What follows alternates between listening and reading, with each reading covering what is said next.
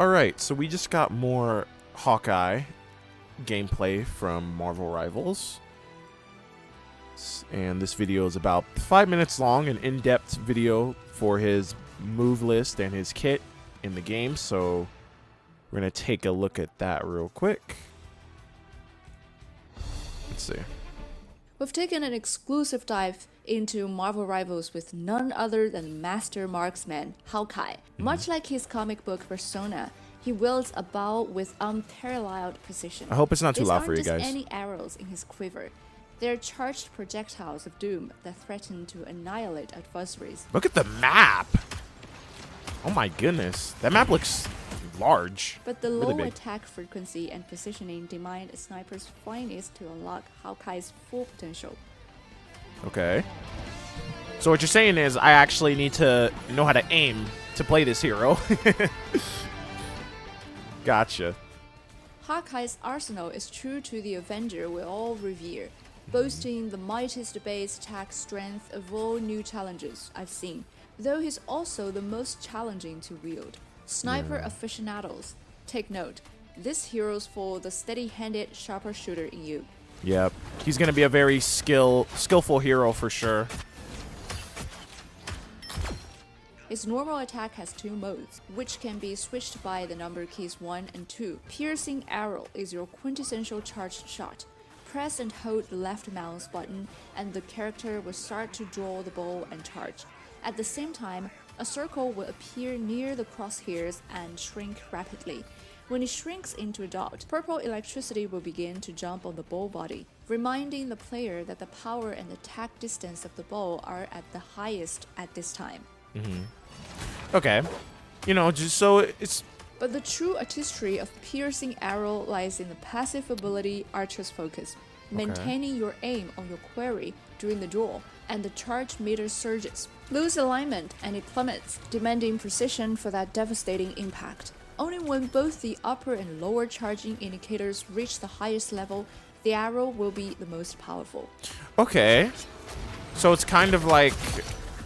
Yeah, so you just... The longer you charge it and the longer you have it on the enemy, A fully charged then... piercing arrow headshot can spell instant curtains for even the sturdiest frontline brutes, while the double charge might be a rarity in the fray of battle. After all, no one will stand still and let you aim. Exactly. A single full charge remains a lethal tool in Hawkeye's kit. Exactly. So you just have to have... For those Really good unexpected aim. close quarters skirmishes, Blast Arrow disperses a fan of 3 explosive arrows, wreaking havoc on proximity threats. Charging influences range, not impact. Yet this move is more a strategic harasser than a finisher. Even Okay. if all 3 arrows hit, they can only cause damage to the same enemy once, making it far less powerful than Piercing Arrow. Oh, okay. Yeah, I told you. Yeah, it was 3 explosive arrows. Okay. That's pretty cool.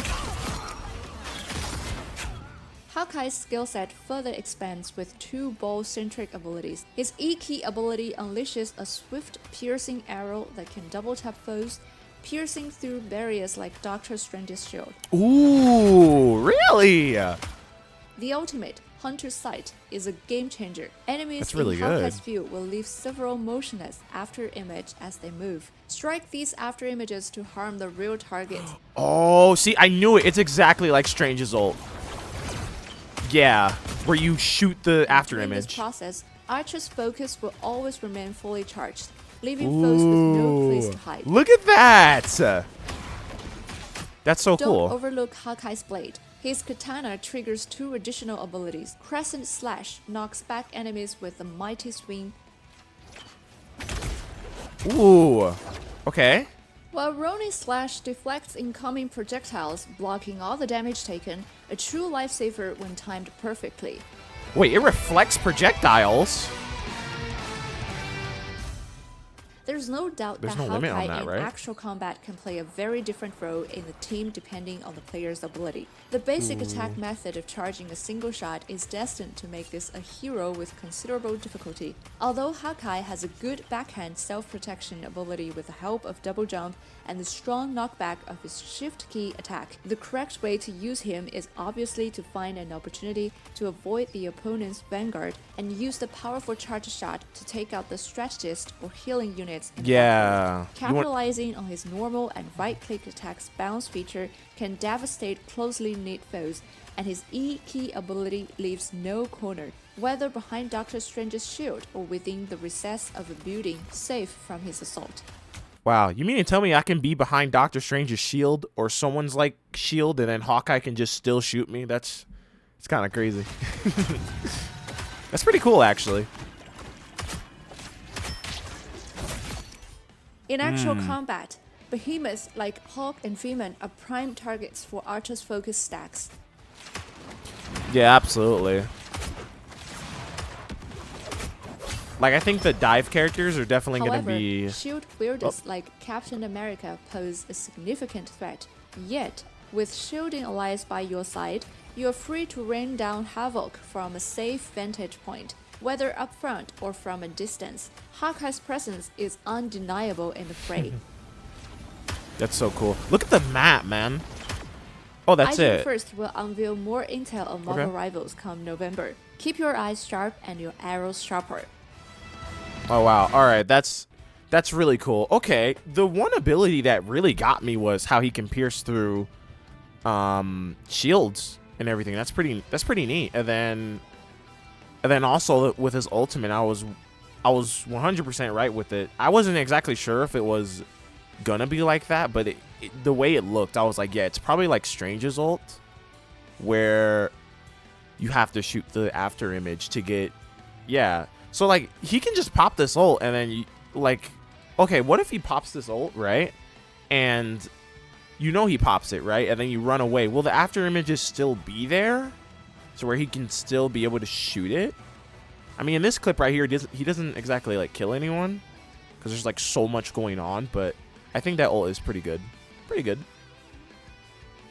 I'm not too certain if I'm going to play Hawkeye, but I'll definitely try him out for sure because I'm not the type of person that that's very I'm not the type of person that, like, I guess uses sniper characters all that much.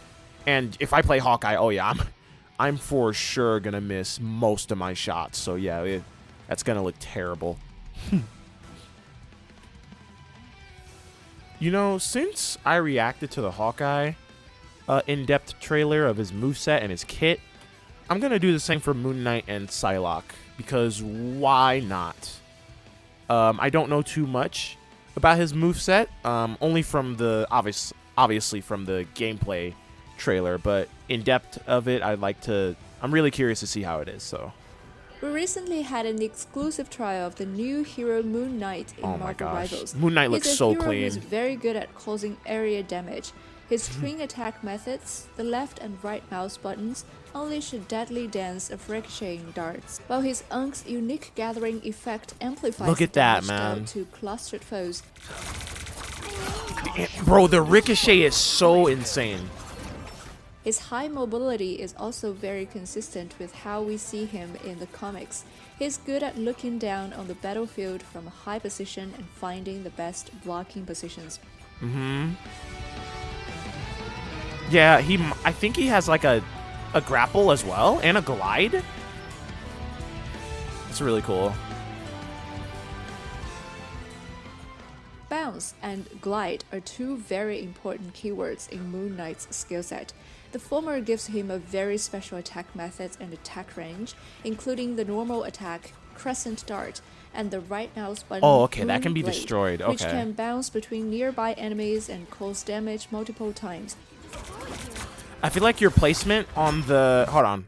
I'm sorry to pause this early, but I just need to get this out before I forget.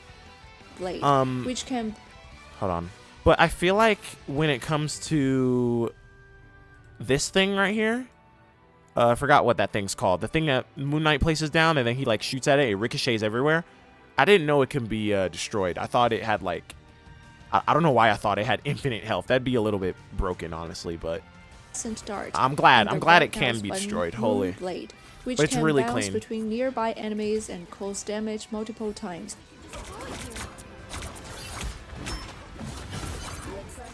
So if there's Moon Knight in the opponent's lineup, it would be a very unwise choice to maintain a dense formation.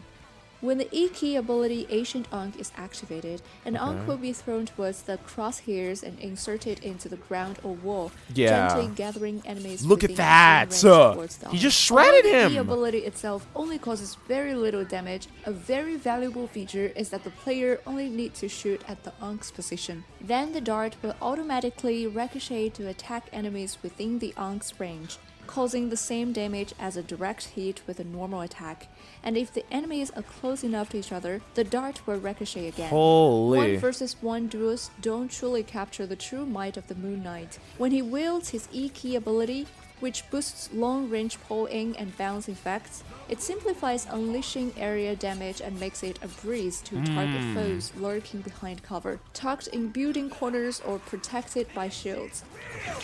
Yeah, his ult doesn't do a like, it doesn't last very long, but it's definitely really good for like a whole lot of Keep damage, in mind, I'm sure. both Ankh and his basic attack projectiles have travel time, necessitating players to anticipate enemies' movements for maximum damage, demanding acute situational awareness.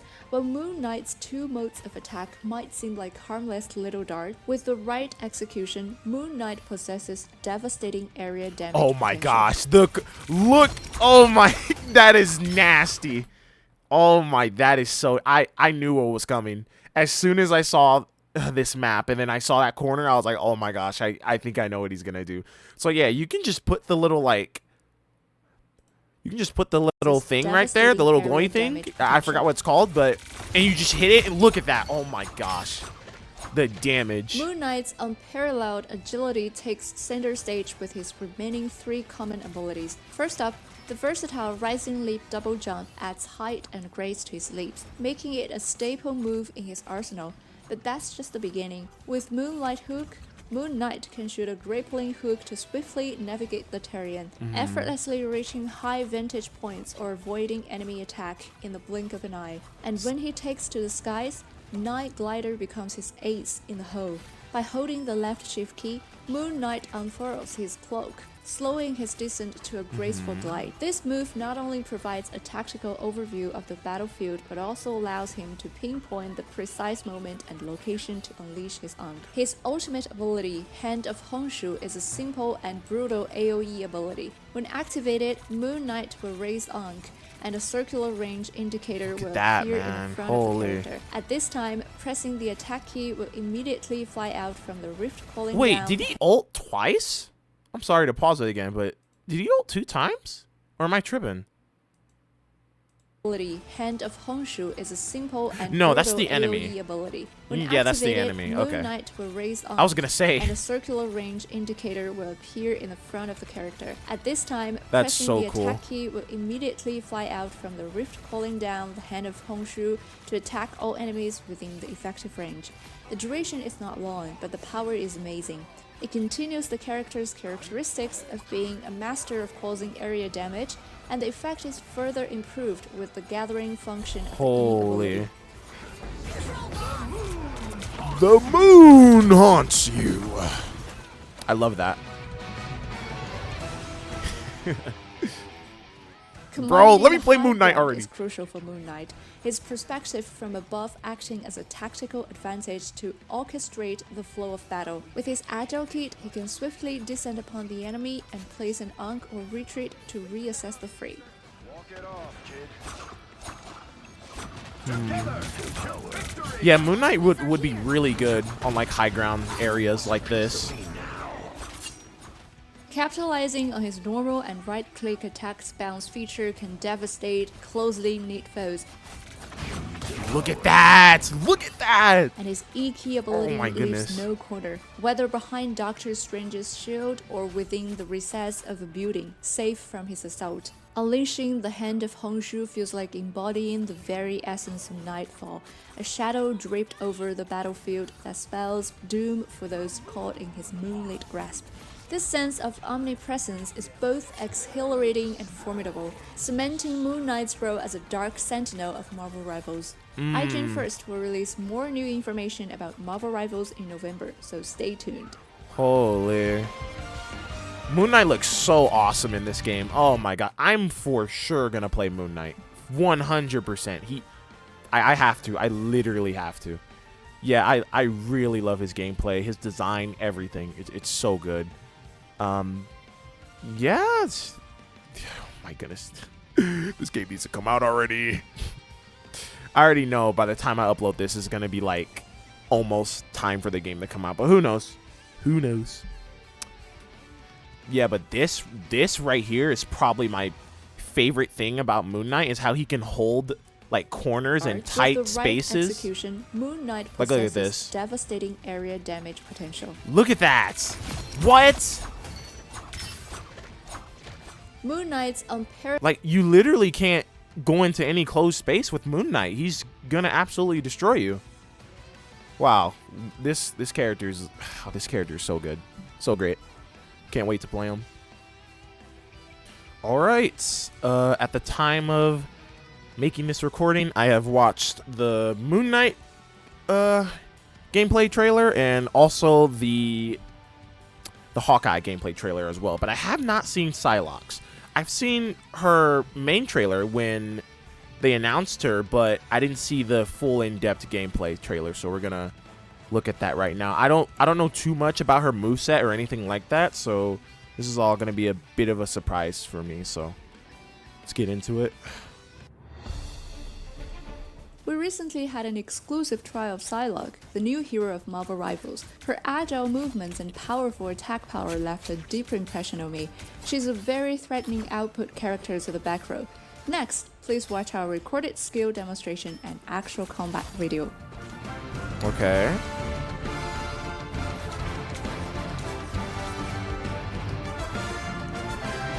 Not too sure if I'm gonna play Psylocke or not, but we'll see. Psylocke is a duelist class in the game, a formidable assassin type, damage dealer, adept at close-quarter combat where her shotgun-like bullets are most effective. The closer she is to her opponents, especially those fragile back-row heroes, the greater the damage she inflicts. This design clearly encourages players to close the distance when using her. Additionally, her normal attacks reduce ability cooldown times, adding a layer of challenge for players to master her aiming and timing. Psylocke's abilities are crafted to complement her role. Psyblade Dash, a straightforward and aggressive sprint attack that deals damage to enemies in her path. This ability also retracts her right-click shuriken, creating a potent burst of damage in a short span. So she has a slash? That's pretty cool, just to finish off enemies. Still grants Psylocke invisibility for a few seconds, along with increased movement speed. This is invaluable for either from escaping concentrated fire or sneaking up on the enemy's back row unnoticed. No. Oh gosh. Wait, is it a passive or is it an ability? It's an ability. Okay. Goodness me. You know what? I'll say my thoughts later, but not too sure how I feel about shurikens. When activated, Psylocke throws several psychic shuriken that damage enemies and provide temporary health based on the number of shuriken that hit. Right-clicking again recalls the shuriken, causing additional damage. Skilled players can maneuver this shuriken through multiple enemies, though the temporary health boost can only be applied once per throw. Oh goodness. Dance of the Butterfly. Upon activation, Psylocke creates a wide killing zone centered around her.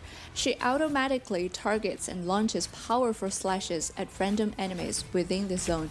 If only one enemy is present, they suffer multiple attacks. If multiple enemies are within the zone, the damage is distributed among them. While the ultimate is active, players can control who Psylocke targets, but can adjust the center of the killing zone.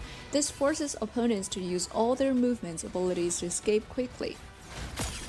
Yeah, her ultimate has a big radius. Look at that. Ooh. To maximize Psylocke's potential, players must tactically position her close to enemy back rows. Her normal attacks and ultimate are most effective at close range, rewarding players who can adaptively navigate her into prime position for maximum impact. Look at that. Oh my goodness. That radius is so massive. Like, what? It's crazy. In combat, Psylocke necessitates strategic coordination of her sprint and stealth ability to effectively navigate complex terrain and swiftly close in on the opponent's vulnerable back row heroes. Alternatively, she can utilize the high burst damage of her left and right click abilities, along with the cooldown reduction feature of her left click to quickly diminish the health of the front row. A useful trick when sprinting is to raise the camera to achieve a double jump effect, allowing Psylocke to reach higher areas of the map. Furthermore, combining her sprint attack with normal attacks can help secure the final blow on enemies while simultaneously moving Psylocke out of dangerous positions, avoiding focused attacks. Mastering this maneuver is crucial for maximizing Psylocke's effectiveness. When Psylocke's energy is fully charged, using her ultimate move requires careful consideration. Factors such as relative distance to the enemy, player positioning, and the decision to either deal through damage to finish off low health enemies. My question is it possible to take her down during her ult? I'm going to assume not, considering that she kind of like goes all over the place, but maybe, who knows? I'm not too sure. It's hard to tell. Positioning, and the decision to either deal through damage to finish off low health enemies or exploit the invincibility of the ultimate to avoid concentrated fire all test the player's judgment.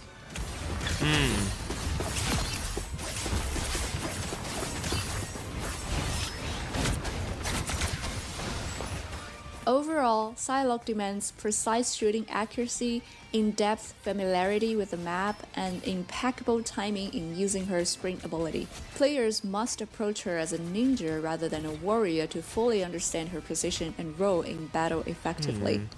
iGen First will release more new information about Marvel Rivals in November, so stay tuned. Okay.